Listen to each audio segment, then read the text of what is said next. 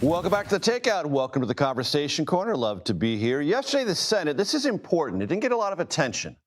Overwhelmingly approved one of the largest pieces of federal housing legislation in 2 decades. Now, the House later this week is expected to pass the bill.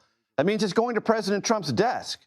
It aims to lower housing costs by restricting investors, big investors, from buying single-family homes and also encouraging zoning reforms to make it easier to increase the housing stock, apartments, single-family, etc. Joining me now, big champion of this bill, though he's not directly involved in it because he's the mayor of San Diego, but he's also the president of the U.S. Conference of Mayors, Todd Gloria. Mr. Mayor, it's good to have you. Welcome to the Takeout. It's great to be here. We went to James Madison High School together, and you graduated as student body president. I just graduated, okay? Leave it at that. And we're both here now. And we're both here now. What's so good about this housing bill? What does it do that you think makes a difference in communities like our hometown of San Diego and elsewhere? Well, you don't have enough time because it is, as you said, a comprehensive piece of legislation and the first piece of housing legislation of this kind in decades, right? So this is a big deal.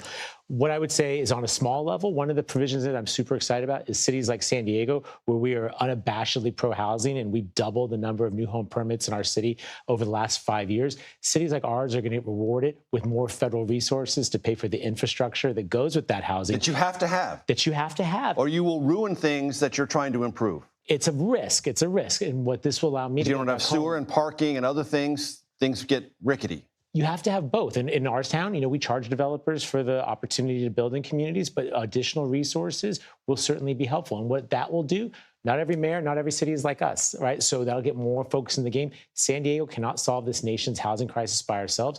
Bills like this will get more folks off the sidelines and get them in the game so they can build housing in their communities, and our nation's housing crisis can get less acute. California historically has had a harsh attitude in a regulatory and zoning way about real estate and development. Does this break through some of that? It does. It does incentivize. And I know there's a new conversation going on in California, but this federal legislation probably will egg that on.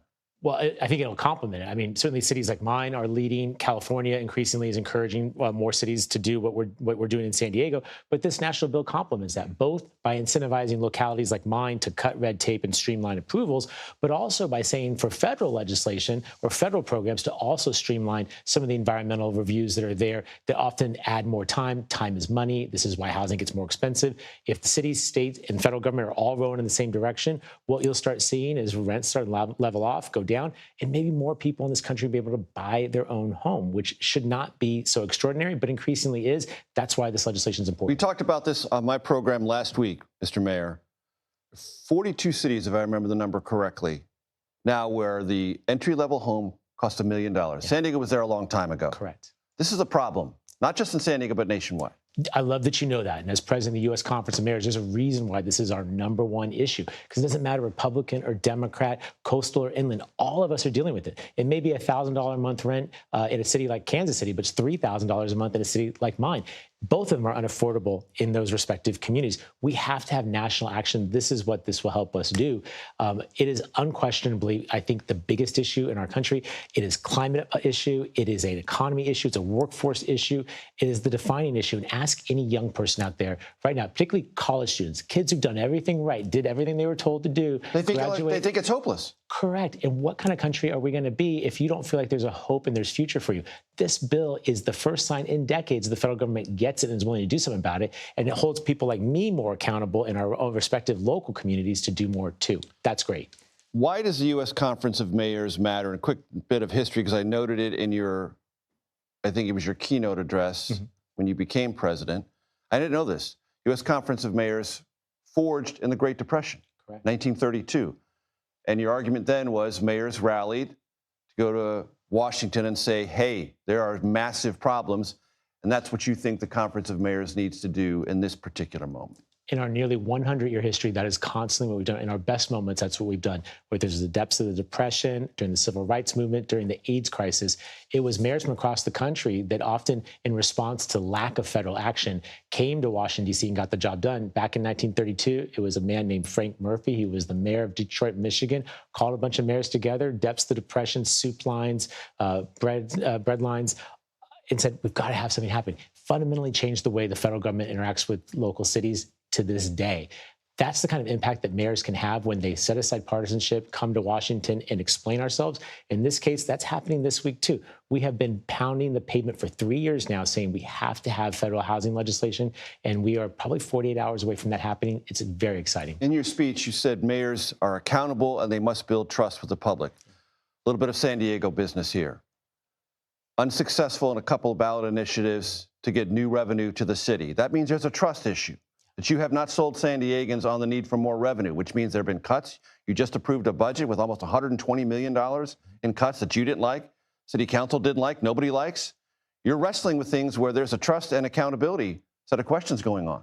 It's been a vicious circle, right? Because unlike the federal government, we can't run a deficit. We have to balance. And so that necessarily means that you're making tough choices and often telling people that you love and have deep relationships with, no. Got to pay for parking at Balboa Park. Nobody wanted to do that. No. Had to rescind it.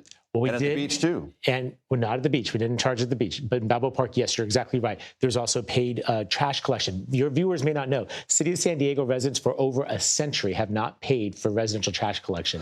And as a consequence, we have a $120 million budget deficit. The voters now twice have affirmed the ability to do that. But of course, that makes some people angry.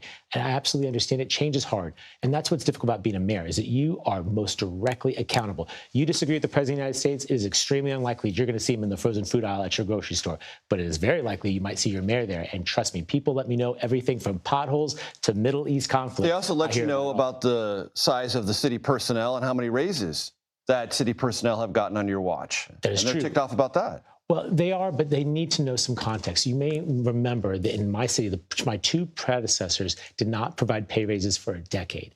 And Major, I'm here to tell you that city employees don't get their gas from some place that's still charging the rates from 2016, right? Their rents have gone up, their groceries have gone up, their gas prices have gone up, but the pay for them were held flat. It's the reason why when I became mayor, almost 25% of our workforce was vacant. People weren't choosing to work for us. We had to do some catching up. That is extraordinarily expensive. There's no question about it. But when you have a police officer, a firefighter, or a lifeguard that's going to respond to your 911 call and provide you the services you need on your worst day, no one's mad about that. Todd Gloria, President of U.S. Conference of Mayor of San Diego. Mr. Mayor, good to have you. Such a pleasure.